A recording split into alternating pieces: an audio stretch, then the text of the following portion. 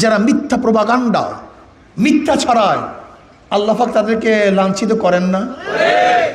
তার মানে এটা তো আল্লাহ পাক দায়িত্ব নিয়েছেন,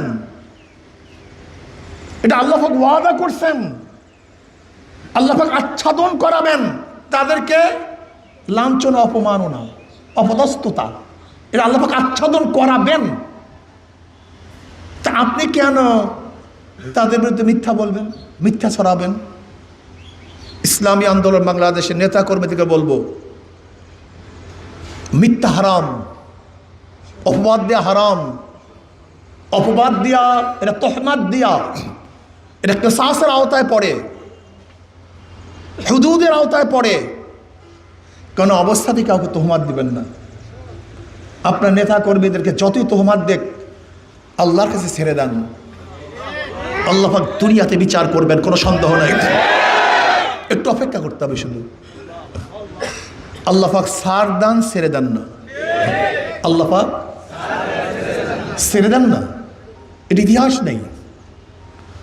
এর জন্য আমি ইসলামী আন্দোলন বাংলাদেশের নেতা কর্মীদেরকে বলবো, খবরদার মিথ্যা, অপবাদ, সন্দেহমূলক কোনো বক্তব্য, কারোর উপরে দোষ আরোপিত করা ইসলামী আন্দোলন বাংলাদেশের নেতা কর্মীদের চরিত্র হতে পারে না। মিথ্যা বলবেন না, অপবাদ দিবেন না, দোষ চর্চা করবেন না, এটা আপনাদের চরিত্র না। হোসনে জন, একজনের প্রতি ভালো ধারণা করুন,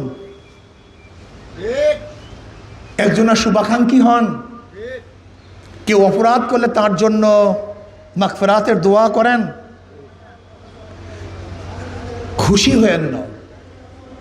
যদি আপনি কারোর অপরাধের কারণে খুশি হন, না জানি আল্লাহ পাক আবার আপনাদের মধ্যে সেই অপরাধ সংগঠিত না করেন, বরং তওবা করেন, খুশি হয়েন না।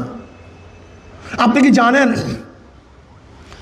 জিবরিল আলাইহিস সালাতু ওয়াস সালাম যখন শয়তানের পদস্খলনের আযাব দেখতেছিল, সেই অবস্থা দেখতেছিল, বেরি পড়ানো অবস্থা খুবই খারাপ, জিবরিল আলাইহিস সালাতু ওয়াস সালাম কান্নায় ভেঙে পড়েছেন, অস্থির হয়ে গেছেন।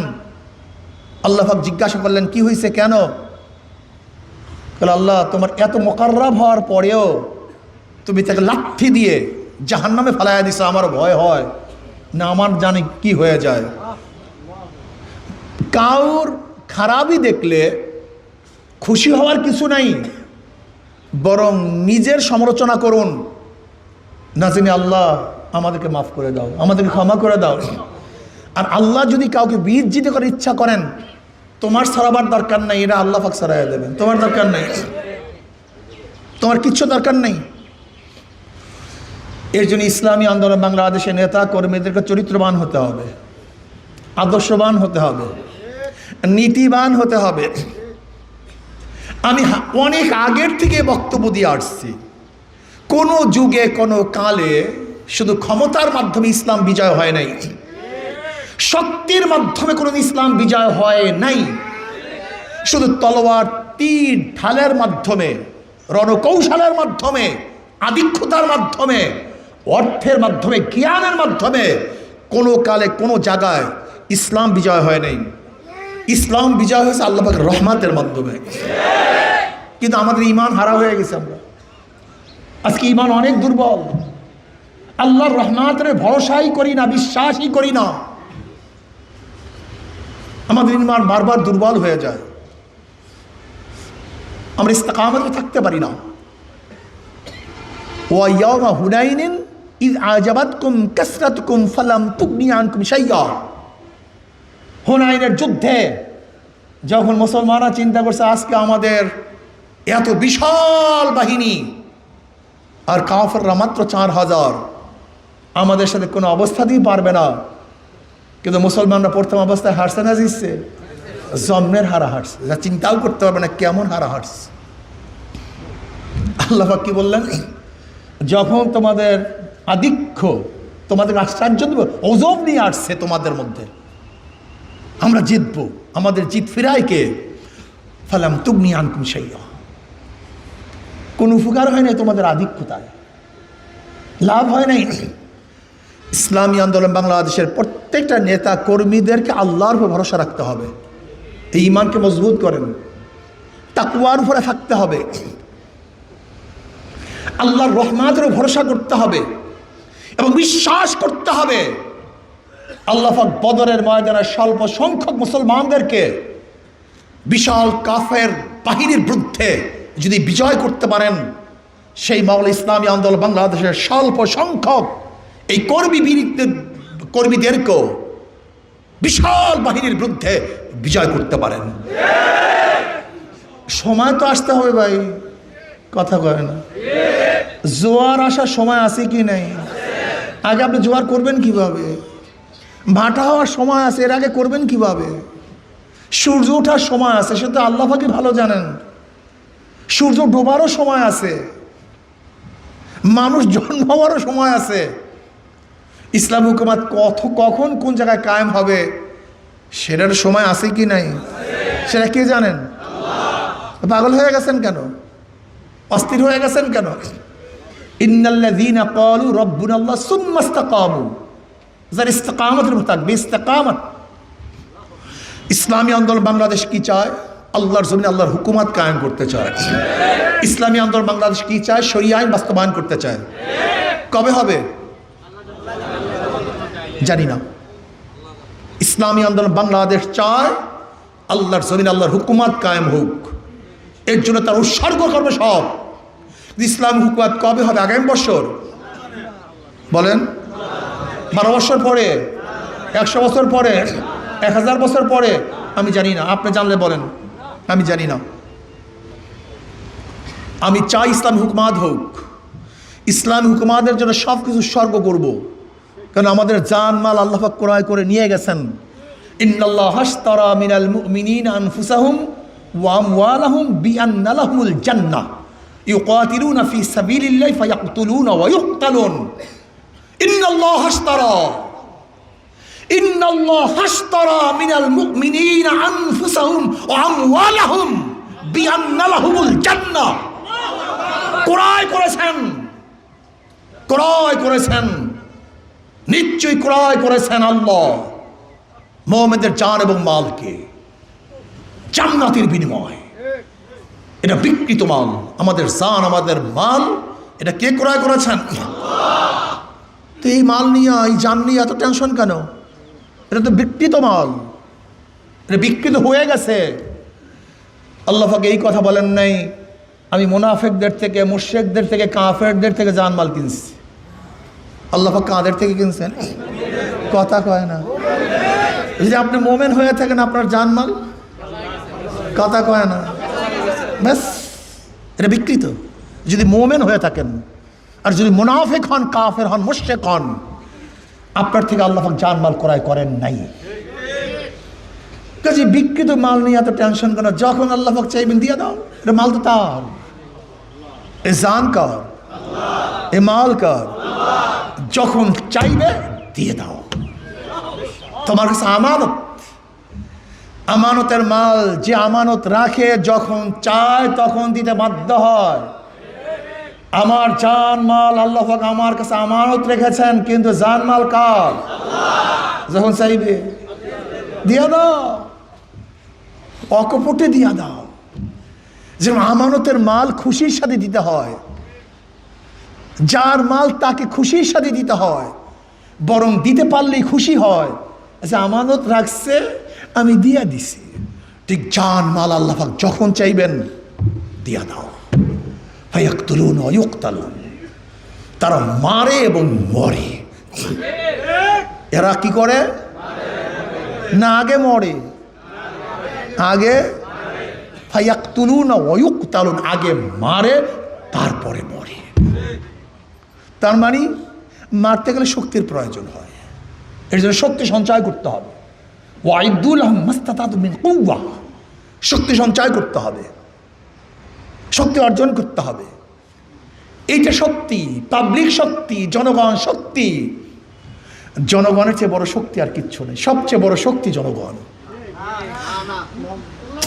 শক্তি জনগণ। আরে ভাই, ওয়াজ তো বুঝেন নাই। আল্লাহ পাক বলেছেন ওয়াইদু লাহুম মাস্তাতাতু মিন কুওয়া ওয়া মিন রিবাদিল খাইল তুরহিবুনা বিহি আদুওয়াল্লাহি ওয়া আদুওয়াকুম।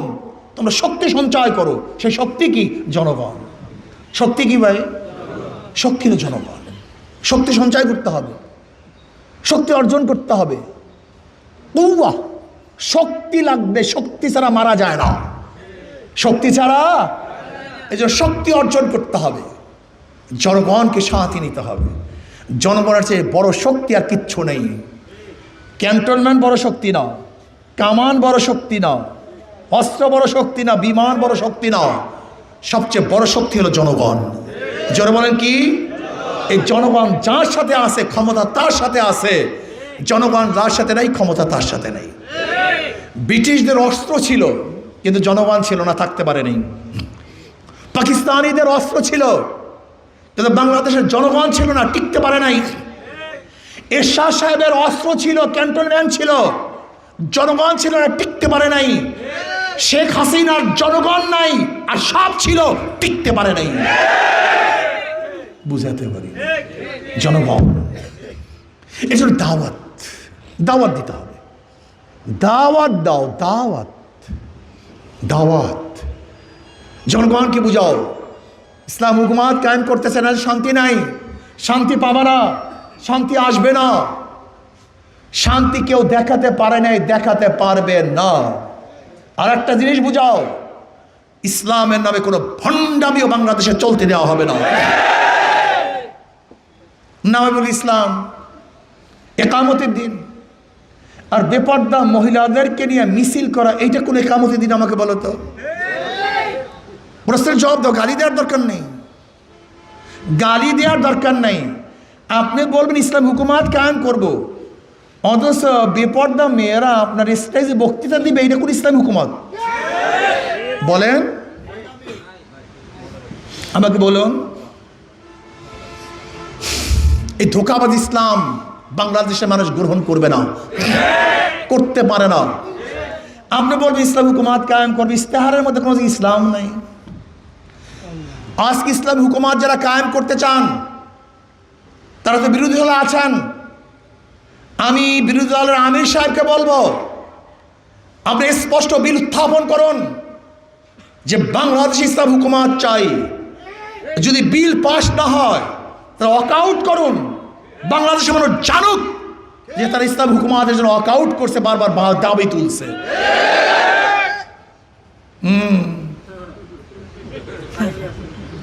এটা ভালো দাবি না? প্রস্তাবটা ভালো না? এটা প্রস্তাব, আপনারা এটা করুন। আমি বিরোধী দলের প্রধানকে বলবো, আপনি ইসলামী হুকুমাত কায়েম করার জন্য, শরিয়া আইন বাস্তবায়নের জন্য বিল উত্থাপন করুন। এবং সবাইকে বলুন যে যদি ইসলাম হুকুমাত কায়েম না হয় আমরা সংসদ ত্যাগ করব, ওয়াকআউট করব। এটা নজির স্থাপন করুন, মানুষ বুঝুক। এরপরে আপনি ইসলাম হুকুমাত কায়েম করেন, বিজ্ঞ আলেমদের সাথে পরামর্শ করুন, কোনটা ইসলাম কোনটা ইসলাম না সেটা বুঝে শুনে তার ইসলামের কথা বলুন। নিজেদের মন করে ইসলাম বাংলাদেশে সাপ্লাই দেওয়ার চেষ্টা করবেন না। মন করে ইসলাম বাংলাদেশের মানুষ মানবে না, মানুষ মদিনের ইসলাম গ্রহণ করবে। কোন আজীব নিজেদের বানানো মডারেট মডিফিকেশন করা কোন ইসলাম বাংলাদেশের মানুষ গ্রহণ করবে না।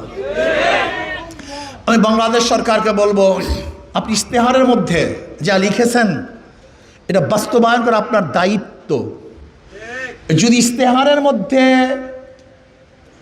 কোনো সরকার বা কোনো দল যাহা কিছু লিখবে, এরপরে তারা যদি সরকার গঠন করে নৈতিকভাবে সেটা বাস্তবায়ন করতে তাদের দায়িত্ব হয়ে যায়।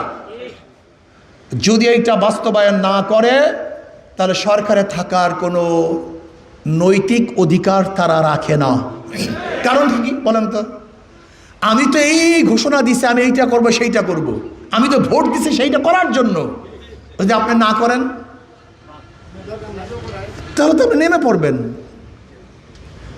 আপনার তো নামা উচিত, আপনি নৈতিকভাবে এখানে থাকতে পারেন না। আমি সরকারকে বলবো, আপনি যে ইস্তেহার দিয়েছেন পুঙ্খানো প্রত্যেকটা ইস্তেহার বাস্তবায়ন করতে হবে। জুলাই সনদের মধ্যে যেগুলি দেশ এবং ইসলামের সাথে সাংঘর্ষিক না, যদি দেশ এবং ইসলামের সাথে সাংঘর্ষিক হয়, কয়েকটা ধারা আছে জুলাই সনদের কয়েকটা ধারা আছে ইসলামের সাথে সাংঘর্ষিক।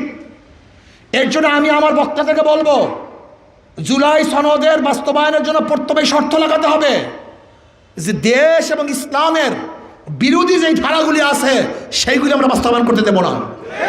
কিন্তু দেশ এবং ইসলামের সাথে সাংঘর্ষিক না, এরকম প্রত্যেকটা ধারাকে আপনাকে অবশ্যই পালন করতে হবে। কারণ এর উপরে জনগণ গণভোট দিয়েছে, ৭০% উপরে ভোট পেয়েছে। যেরকম আপনি ভোটের মাধ্যমে সরকার গঠন করেছেন, ঠিক ওই ভোটাররাই জুলাই সনদ বাস্তবায়নের জন্য ভোট প্রদান করেছে। কাজে দ্বিতীয়বার এটা নিয়ে আলোচনা করার কিচ্ছু নেই। কিন্তু যদি ইসলাম ও দেশের কোনো খেলাফ পয়েন্ট সেখানে থাকে, সেটা বাদ দিতে হবে। ইসলামী আন্দোলন বাংলাদেশ ইসলাম নিয়ে ইসলাম হুকুমাত কায়েম করার জন্য ইনশাআল্লাহ চেষ্টা করতেছে, আজীবন করবে, মরণ পর্যন্ত করবে ইনশাআল্লাহ। আপনারা রাজি আছেন না ইনশাআল্লাহ? এর জন্য শর্ত হলো ঈমানের সাথে, ইখলাসের সাথে, হিম্মতের সাথে 5 ঔষধ 3 সবক 3 শর্ত ঠিকমতো পালন করব, আনুগত্যতা করব। আনুগত্যতা ছাড়া কোনো কাফেলা বিজয় অর্জন করতে পারে না। আর আমাদের মধ্যে দোষ হয়ে গেছে, দোষ চর্চা করতে করতে আমাদের নিজের সংগঠনের কাউকেও যদি পছন্দ না করি, আমি বেনামে তার বিরুদ্ধে সমালোচনা করা শুরু করি। আল্লাহ মাফ করুক, আজকে তুমি যাদেরকে বেনামে সমালোচনা করো, আল্লাহ পাক একদিন না একদিন আল্লাহ মাফ করুক, তোমার চরিত্র জাতির সামনে উন্মোচন করবে। তখন তোমার কেমন লাগবে? হারাম কবিরা গুনার মধ্যে লিপ্ত হচ্ছ, আর ইসলামী হুকুমাত কায়েম করবা, এটা কোনোদিন সম্ভব না। এর জন্য চরিত্রকে গঠন করুন, আখলাকি হন, ইসলাম অনুযায়ী চলেন, আল্লাহকে ভয় করেন। আমরা সবাই গুনাহগার, কুল্লুকুম খাত্তাউন। আল্লাহর কাছে দোয়া করেন, মাওলা আমাদের গুনাহ মাফ করে দেন, আপনি সত্তার, আমাদের গুনাহকে প্রকাশ করিয়েন না। যেন কিয়ামতের ময়দানও দুনিয়াতে গোপন রাখছেন, কিয়ামতের ময়দান আমাদের গুনাহকে গোপন রাখিয়েন। এই আল্লাহকে ভয় করেন। যদি আল্লাহ পাক রব্বুল আলামিন কাউকে বিজিত করতে চান, অত ইজ্জু মান তাশা অত জিল্লু মান তাশা বিয়াদিকাল খায়র, হাজার চেষ্টা করলেও আপনি সম্মানিত হতে পারবেন না। আল্লাহ আমাকে আমাদের সবাইকে মাফ করে দেন, এই কাফেলাকে আল্লাহ পাক কবুল করে নেন।